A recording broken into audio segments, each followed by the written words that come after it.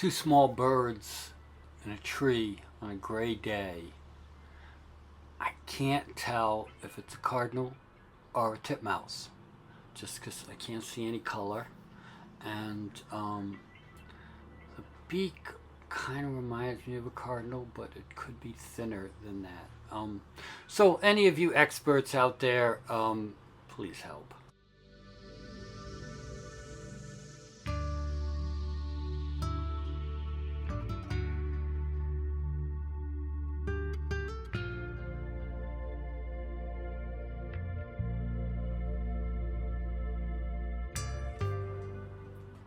Great blue heron walks over and turns around.